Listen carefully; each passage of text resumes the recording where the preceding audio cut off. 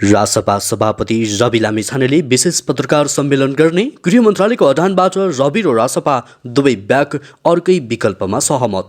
रविलाई भौतिक पूर्वाधार तथा यातायात मन्त्रालय लिन प्रचण्डले गरे प्रस्ताव, शहीद पार्कमा रहेका शहीदका शालिग तोडफोड, रासपाले लिएको अल्टिमेटमबारे प्रधानमन्त्री प्रचण्ड भन्छन् समस्याको समाधान हुन्छ। ज्ञान विरुद्ध प्रदर्शन, मेरो राष्ट्रिय टिममा बलात्कार अभियुक्त हुन सक्दैन। रवि लामिछानेलाई फेरि गृहमन्त्री बनाउन महाअभियान चलाइँदैछ भीम रावलको भनाई।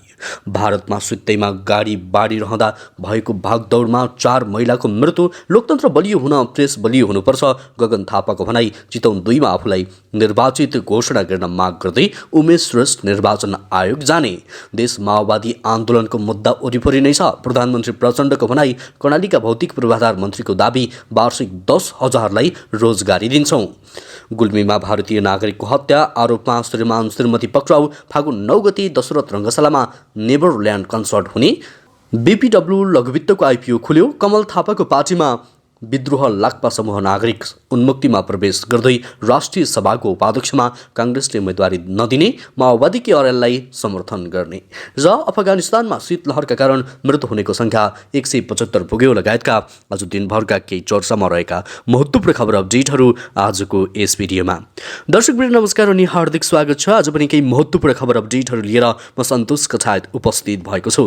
पुरा समाचार महत्त्वपूर्ण भएकाले अन्तिमसम्म हेरी हाम्रो हौसला स्रोत भिडियोमा एक लाइक गर्दै सक्दो सेयर गर्न नबिर्सिनुहोला। साथै यति बेला कुन ठाउँबाट भिडियो सामग्री हेर्दै हुनुहुन्छ तलको कमेन्ट बक्समा जानकारी गराउन पनि नबिर्सिनुहोला। समाचारको सुरुमा रविको पत्रकार सम्मेलनको प्रसङ्ग। राष्ट्रिय स्वतन्त्र पार्टीका सभापति रवि लामिछानेले आज विशेष पत्रकार सम्मेलन गर्ने भएका छन्। सरकारबारे संसदीय दल र केन्द्रीय समितिको संयुक्त बैठकले निर्णय गरे लगत्तै पार्टी कार्यालयबाटै विशेष पत्रकार सम्मेलन गर्ने सभापति लामिछानेले जानकारी गराएका छन्। पार्टीको बैठकले आज ठोस निर्णय लिन्छ, यो आजै त्यो आफ्नै ठाउँमा छ। त्यस लगत्तै पार्टी कार्यालयबाट आज विशेष पत्रकार सम्मेलन म गर्दैछु। उनले भने, म चाहन्छु सिङ्गो देश र विदेशमा रहनुहुने सबैले आजको पत्रकार सम्मेलन हेरुन् सुनुन्। मैले सिधा कुरा नगरेको धेरै भएछ उनले भनेका छन्। त्यस्तै अब अर्को समाचार। गृह मन्त्रालय सरकार छोड्ने धम्की दिँदै आएको रासपालाई प्रधानमन्त्री पुष्पकमल दाहालले भौतिक पूर्वाधार तथा यातायात मन्त्रालय लिन प्रस्ताव गरेका छन्। शनिबार साँझ प्रधानमन्त्रीलाई भेट्न बालुवाचार पुगेका रवि लामिछानेलाई दाहालले यस्तो प्रस्ताव गरेका हुन्।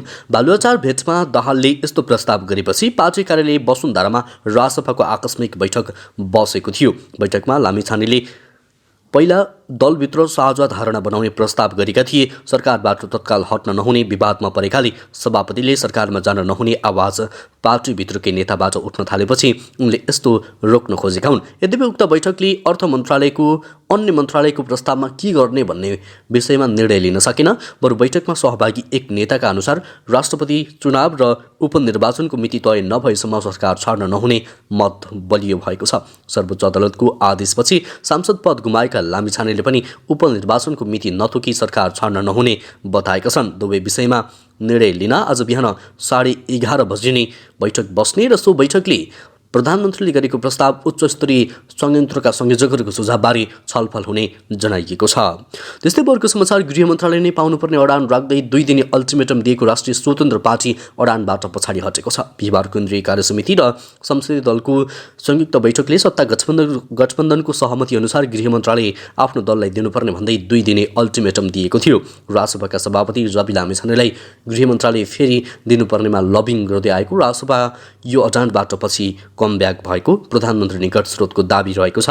2 दिने अल्टिमेटम दिएको भए पनि रासपाले गृह मन्त्रालयको दाबी छाडेको छ। प्रधानमन्त्री निकट स्रोतले भन्यो, गृहमन्त्रीसँगै उनीहरूले गैर सांसद रवि लामिछानेलाई फेरि गृहमन्त्री बनाउनु पर्ने अडान पनि छाडेका छन्। माओवादी स्रोतका अनुसार भौतिक पूर्वाधार तथा अर्को कुनै मन्त्रालय लिने गरी रासपा नयाँ सहमति गर्न लगभग तयार भएको छ।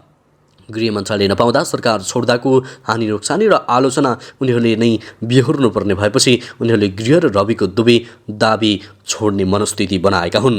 त्यस्तै अब सन्दीपको प्रसङ्ग। बलात्कार अभियुक्त सन्दीप लामिछानेलाई राष्ट्रिय टिममा समावेश गरेपछि नेपाल क्रिकेट संघ ज्ञान विरुद्ध प्रदर्शन भएको छ। शनिबार दिउँसो माइती घर मञ्जलमा क्यानले अभियुक्तलाई राष्ट्रिय टिममा समावेश गरेको भन्दै विरोध प्रदर्शन गरेको हो। उच्च अदालत पाटनले शर्तसहित रिहा गरेपछि क्यानले अभियुक्त लामिछानेको निलम्बन फुकुवा गरेको थियो। त्यस्तै क्यानले उनलाई राष्ट्रिय टिममा समावेश गरी बन्द प्रशिक्षणमा समेत राखेको छ। त्यसरी राखेपछि सामाजिक सञ्जालमा क्यानको यो निर्णयको विरोध पनि भइरहेको छ। पीडितलाई बलात्कार आरोपीलाई साथ मेरो राष्ट्रिय टिममा बलात्कार अभियुक्त हुन सक्दैन, आरबी सेफ उता फिक्सिङ गराउने, यता बलात्कार आरोपीलाई क्याम्पमा राख्ने, क्यान मुर्दाबाद लगायतका नारा सहितको प्याम्पलेट उनीहरूले बोकेका थिए। त्यसैमा भीम रावलको आक्रोशको प्रसङ्ग सत्तारूढ नेकपा एमालेका नेता एवं पूर्व उप प्रधानमन्त्री भीम रावलले राष्ट्रिय स्वतन्त्र पार्टीका सभापति रवि लामिछानेलाई फेरि गृहमन्त्री बनाउन महाअभियान चलाइएको भन्दै असन्तुष्टि व्यक्त गरेका छन्। शनिबार काठमाडौँको रतन भण्डारीद्वारा लिखित पुस्तक नेपालको पहिलो महिला मन्त्री द्वारिका देवी ठकुरानी विमोचन कार्यक्रममा बोल्दै उनले नागरिकता जस्तो संवेदनशील विषयमा फँसेका लामिछानेलाई फेरि गृहमन्त्री बनाउन खोजिएकोमा आपत्ति जनाए।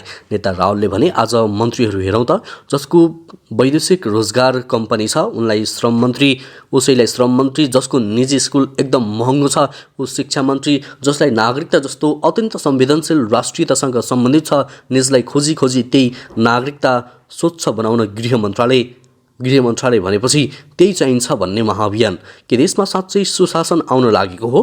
हामीले बहुदलीय व्यवस्था ल्यायौँ, गणतन्त्र ल्यायौँ, यसको अभिष्ट के थियो? यत्रो मानिसहरूले रगत बगाए, उनले भनेका छन्। त्यस्तै अर्को समाचार, प्रधानमन्त्री पुष्पकमल दाहाल प्रचण्डले राष्ट्रिय स्वतन्त्र पार्टीसँगको विवादबारे समाधान हुने बताएका छन्। शनिबार पेरिस डाँडास्थित पार्टी कार्यालयमा बसेको स्थायी कमिटीको बैठकपछि पत्रकारहरूले सोधेको प्रश्नको जवाब दिँदै समस्याको समाधान हुने बताएका हुन्। रासपाले दिएको अल्टिमेटम सकिँदैछ भन्ने प्रश्नमा उनले भने, अहिले मेरो कुरा हुँदैछ, समस्याको समाधान हुन्छ। रासपाले गृहमन्त्रीले आफूले नै पाउनुपर्ने अडान राखेका थिए। गृहमन्त्री नपाए सरकारबाट बाहिरिने रासपाको चिताउने थियो। बिहिबार बसेको केन्द्रीय समिति र संसदीय दलको संयुक्त बैठकले 2 दिनको समय दिएको थियो। उक्त समय सकिन लागेको छ। माघ 13 गते सर्वोच्च अदालतले रासपाका सभापति समेत रहेका रवि लामिछानेलाई नागरिकता विवादका कारण सांसद बन्न अयोग्य ठहर्याएको थियो। त्यसपछि उनले नागरिकता पुनः प्राप्ति गरेका थिए। रासपाले गृह मन्त्रालय पाए, सांसद वा गैर सांसदलाई पठाउने निर्णय गरिसकेको छैन। त्यस्तै अर्को समाचार, नेपाली काङ्ग्रेसका महामन्त्री गगन कुमार थापाले प्रेस स्वतन्त्रता नभई सङ्घीय लोकतान्त्रिक गणतन्त्र संस्थागत नहुने बताएका छन्। 12 को कलैयामा शनिबार आयोजित नेपाल प्रेस युनियन मधेस प्रदेशको प्रथम अधिवेशनको उद्घाटन गर्दै महामन्त्री थापाले सङ्घीय लोकतान्त्रिक गणतन्त्रलाई संस्थागत हुन नदिने खेल भइरहेको बताए। संविधान मान्ने र नमान्ने दुई पक्षी मुलुकमा देखिएको उल्लेख गर्दै उनले संविधान पक्षधर सम्पूर्ण लोकतन्त्रवादी एकजुट हुनुको विकल्प नरहेको बताए। प्रेसलाई सङ्कुचन पारेर संहितालाई समाप्त पार्ने खेल भइरहेको उनले बताएका छन्। सबैले सजग सचेत भई संहिताको रक्षा गर्ने बेला आएको छ। काङ्ग्रेसलाई कमजोर पार्न र मुलुकमा अधिनायकवाद लाद्न तथा अस्थिरता सृजना गर्ने प्रयास भइरहेको उनको भनाइरहेको थियो। देशलाई विकास र समृद्धितर्फ उन्मुख गराउन तथा विधिको शासन सही दिशामा डोर्याउन पनि एमाले बाहेकका पार्टीको तर्फबाट राष्ट्रपति बनाउनु पर्ने महामन्त्री थापाको धारणा रहेको थियो। त्यस्तै वर्गको समाचार, चितवन 2बाट आफूलाई निर्वाचित घोषणा गर्न माग गर्दै नेपाली काङ्ग्रेसका केन्द्रीय सदस्य उमेश श्रेष्ठले निर्वाचन आयोगमा निवेदन दिने भएका छन्। उक्त क्षेत्रबाट निर्वाचित राष्ट्रिय स्वतन्त्र पार्टीका सभापति रवि लामिछानेको नागरिकता विवादमा सांसद पद बदर भएपछि उक्त निर्वाचन क्षेत्रबाट आफूलाई निर्वाचित भएको घोषणा गर्न माग गर्दै श्रेष्ठ आज निर्वाचन आयोग जान लागेका हुन्। निर्वाचनका बेला रवि लामिछानेको नागरिकताबारे 5वटा उजुरी परेका थिए। काठमाडौँमा 2वटा उजुरी परेका थिए, त्यसको निर्णय गरिएन। निर्णय नगरिदिँदा हामी दुवैजनालाई अन्याय भयो, श्रेष्ठले भने। त्यतिखेर निर्णय भएको भए रवि लामिछाने उम्मेदवार बन्नुहुने थिएन। उहाँ उप प्रधानमन्त्री भएको मान्छे, बेस लेभलमा जानु पर्यो। म पनि अन्यायमा परेँ। उहाँको उम्मेदवारीबारे पहिला नै किचान गरेको भए राष्ट्रको पैसा खर्च हुँदैन थियो। अहिले सबै साथीहरूले भोलिको अवस्थामा यस्तो अवस्था नहोस् भनेर निवेदन दिनुपर्छ भनेका कारणले निवेदन दिन लागेको हुँ, उनले भनेका छन्। त्यस्तै अर्को समाचार, प्रधानमन्त्री पुष्पकमल दाहाल प्रचण्डले देश अहिले माओवादी आन्दोलनको मुद्दाको वरिपरि रहेको बताएका छन्। आदिवासी जनजाति आयोगले शनिबार काठमाडौँको बिरकोची मण्डपमा आयोजना गरेको कार्यक्रममा बोल्दै उनले माओवादी आन्दोलनले जित हासिल गरेको बताएका हुन्। सिङ्गो देश नै हामीले गरेको आन्दोलन र मुद्दाको वरिपरि नै छ। हाम्रो आन्दोलनको विजय भएको छ, प्रचण्डले भने। तर एउटा प्रश्न त आउँछ नै, एउटा नेतृत्वले समाजको रूपान्तरणका लागि जे जस्तो सङ्घर्ष र त्याग गर्यो त्यसलाई सम्मान गर्न हामी चुकेका त छैनौँ। हामी हाम्रो आन्दोलन बिना यी मुद्दा सम्बोधन हुन सम्भव थिएन। प्रधानमन्त्री प्रचण्डले माओवादी आन्दोलनकै कारण महिला राष्ट्रपति, महिला प्रधान न्यायाधीश र महिला सभामुख बनेको पनि बतायो। त्यस्तै वर्गको समाचार नेपाली काङ्ग्रेसले राष्ट्रिय सभा उपाध्यक्ष पदमा उम्मेदवारी नदिने भएको छ। उसले नेकपा माओवादी केन्द्रकी उम्मेदवार उर्मिला अर्याललाई समर्थन गर्ने निर्णय गरेको हो। राष्ट्रिय सभा उपाध्यक्ष पदको उम्मेदवारबारे छलफल गर्न आज बिहान पार्टी सभापति शेरबहादुर देउवाको निवास तुम्बाराईमा संसदीय समितिको बैठक बसेको थियो। बैठकपछि काङ्ग्रेसका प्रमुख सचेतक एवं संसदीय समितिका पदेन सदस्य रमेश लेखकले राष्ट्रिय सभा उपाध्यक्ष पदमा उम्मेदवारी नदिने निर्णय भएको जानकारी दिए। राष्ट्रिय सभा उपाध्यक्ष पदका लागि आज दिउँसो 1 बजेदेखि 4 बजेसम्म उम्मेदवारी दर्ताको समय तोकिएको छ। भोलि सोमबार निर्वाचन हुनेछ उनले बताएका छन्। त्यस्तै वर्गको समाचार भौतिक पूर्वाधार तथा ऊर्जा तथा जलस्रोत मन्त्री मङ्गल साईले कर्णाली समृद्धिको अभियानमा भौतिक पूर्वाधार र रोजगारीको विषयमा सरकार अगाडि बढेको जानकारी दिएका छन्। साईले शनिबार सञ्चारकर्मीहरूसँग कर्णालीमा वार्षिक 10,000 जनालाई रोजगार दिने कार्यक्रम बनाएर अध्ययन प्रक्रियामा समेत रहेको बताए। भौतिक मन्त्री साईले कर्णालीमा बजेट खर्च कम हुनुमा निर्वाचनको कारणले ढिला हुन पुगेको बताएका छन्। उनले भने कर्णालीमा कर्मचारी सङ्ख्या कम रहेको छन्, त्यसैले मन्त्रालय मेहरद्वारा कर्णालीमा कर्मचारी समायोजन भएर आउन चाहेका छैनन्। साईले कर्णालीमा निजामती सेवा नभन्दा अदालतले विज्ञापनहरू रोक्दा प्रदेश लोकसेवा मार्फत कर्मचारीहरूको पदपूर्ति हुन नसकेको जानकारी दिएका छन्। उनले भने केन्द्रबाट समायोजन भएर आउने कर्मचारीहरूको सङ्ख्या कम रहेको छ, त्यसैले विकासका कामहरू गर्न सकिएको छैन उनले भनेका छन्। त्यस्तै वर्गको समाचार गुल्मीमा एकजना भारतीय नागरिकको हत्या भएको छ। हत्यामा संलग्न भएको आरोपमा प्रहरीले 2 जनालाई शनिबार सार्वजनिक गरेको छ। सत्यवती गाउँपालिका 1 का छविलाल र उनकी श्रीमती विष्णु अधिकारीले भारतीय नागरिक शेख आली नामको हत्या गरेको खुल्न आएको जिल्ला प्रहरी कार्यालय गुल्मीका प्रहरी प्रमुख उपरीक्षक अर्जुन राणा भाटले जानकारी दिएका छन्। उनले बयानका क्रममा दम्पतिले आरोप स्वीकार गरेको दावी गरे। बयानका क्रममा अभियुक्तहरूले गत माघ 12 मा मादक पदार्थ सेवन गरेका भारतीय नागरिक आली नामले छविलालकी श्रीमती विष्णु अधिकारीलाई जिस्काएको र त्यसैको रोषमा दम्पति मिलेर हतौडा प्रहार गरी हत्या भएको आरोप लगाएको हत्या गरेको बताइएको प्रहरीको भनाइरहेको छ। त्यस्तै वर्गको समाचार बीपीडब्ल्यू लघुवित्तले आइतबारदेखि आइपिओ बिक्री खुला गरेको छ। लघुवित्तले वैदेशिक रोजगारीमा रहेका नेपालीहरूका लागि आइपिओ निष्कासन गरेको हो। कम्पनीले जारी पुँजीको 3 करोड रुपियाँको 32.33%ले हुन आउने 97 लाख रुपियाँको 10% अर्थात् 9,007 किता आइपिओ वैदेशिक रोजगारीमा रहेका नेपालीहरूलाई बिक्री खुला गरेको हो। त्यसमा न्यूनतम 10 कितादेखि अधिकतम 1,000 किताको लागि आवेदन दिन पाउनेछन्। लगानीकर्ताले आसपा प्राप्त बैंक तथा वित्तीय संस्था वा मेरो सेयर मार्फत सेयर भर्न सक्नेछन्। यसमा फागुन 8 गतेसम्म आवेदन दिन सकिनेछ भने यसले कम्पनीले सर्वसाधारण लगानीकर्ताहरूका लागि फागुन 18 गतेदेखि आइपिओ जारी गर्दैछ। सर्वसाधारणलाई 80,950 किता सेयर जारी गर्ने कम्पनीले जनाएको छ। त्यस्तै वर्गको समाचार घोराई उपमहानगरपालिका 14 झिङ्गौरा स्थित शहीद पार्कमा रहेको शहीदहरूको शालिग तोडफोड भएका छन्। शहीद पृथ्वी चौधरी, ओम भक्त चौधरी, लोचन चौधरी शालिग माघ 20 गते तोडफोड भएको घटनाप्रति माओवादी केन्द्र घोराई उपमहानगर कमिटीले गम्भीर ध्यानाकर्षण जनाएको छ। कमिटीका अध्यक्ष रमेश ओली र सचिव भागदास चौधरीले शनिबार एक विज्ञप्ति निकालेर शहीदहरू पृथ्वी, ओम भक्त र लौटन चौधरीको शालिग तोडफोडको घटनाप्रति आफूहरू गम्भीर ध्यानाकर्षण भएको जनाएका छन्।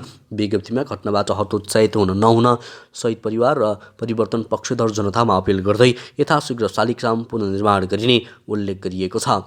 त्यस्तै यौं कम्युनिस्ट लिग दाङले शहीदको शालिग फोडिएको घटनाप्रति ध्यान आकर्षण पनि जनाएको छ।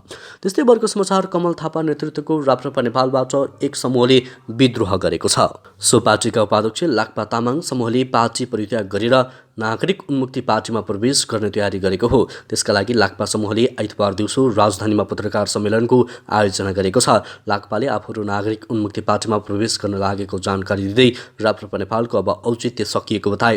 लाक्पाले अध्यक्ष कमल थापाले गत निर्वाचनमा पार्टीको लागि समय नदिएको र सोही कारण राप्रपा नेपालले शर्मनाक हार बेहोर्नु परेको बताउँदै आएका थिए। थापा मकवानपुरबाट एमालेको चुनाव चिन्हमा लडेका थिए भने पार्टीको गतिविधिमा पनि लागेका थिएनन्। त्यस्तै वर्गको समाचार फागुन 9 गते मङ्गलबार काठमाडौँको दशरथ रङ्गशालामा साङ्गीतिक कार्यक्रम नेभरल्यान्ड कन्सर्ट 2023 हुने भएको छ। शुक्रबार काठमाडौँमा पत्रकार सम्मेलन गर्दै यसबारेमा जानकारी दिएको हो। कन्सर्टमा भारतीय चर्चित कलाकार किङ डिभाइन आस्था गिल्ड र सृष्टि तबाजीले लाइभ प्रस्तुति दिने भएका छन्। आयोजक आई लाइभ नेपालले नेभरल्यान्ड कन्सर्ट गीत सङ्गीत मन पराउनेहरूका लागि एक अनौठो महसुस गर्ने ठाउँ बनोस् भन्ने उद्देश्यले राष्ट्रिय र अन्तर्राष्ट्रिय कलाकार समेटेर आयोजना गर्न लागेको जनाइएको छ। नेपालको गीत सङ्गीतलाई माथि लैजान, घुम्न र नेपालमा साङ्गीतिक पर्यटनको विकासको लागि पनि सहयोग पुर्याउने अपेक्षा राखेको आयोजकले जानकारी गराएको छ। र अफगानिस्तानको तालिबान सरकारले देशका शीतलहरका कारण मृत्यु हुनेको सङ्ख्या 175 पुगेको जनाएको छ। तालिबानको रेड क्रिसेन्ट विभागले उद्धृत गर्दै बीबीसीले चिसोका कारण करिब 80,000 जनावरको मृत्यु भएको जनाएको छ। अफगान रेड क्रिसेन्ट चार साम्लीका प्रमुख मौलवी हक खालासका अनुसार देशभर चिसो, ग्यास प्रदूषण र वर्षाका कारण शुक्रबारसम्म 175 जनाको मृत्यु भएको छ भने करिब 30 जना बिरामी परेका छन्। चिसोको प्रकोपले अफगानी नागरिक पीडित भइरहेको बेला अन्तर्राष्ट्रिय सहयोग पनि कम भइरहेको छ। तालिबानले महिलामाथि लगाएको प्रतिबन्धका कारण अन्तर्राष्ट्रिय सहयोग कम भइरहेको हो। बीबीसीका अनुसार अफगानिस्तानका 1 करोड मानिसहरूलाई तत्काल सहयोगको आवश्यकता रहेको विज्ञहरूको भनाइरहेको छ। हवस् त दर्शकवृन्द, यो खबर सँगसँगै अहिलेलाई केही चर्चामा रहेका महत्त्वपूर्ण खबर अपडेटहरू यति नै। पलपलको न्युज अपडेटका लागि हामीलाई लाइक, कमेन्ट, सेयर अनि सजेस्ट गर्दै गर्नुहोला। हवस् त, नमस्कार, शुभ दिन।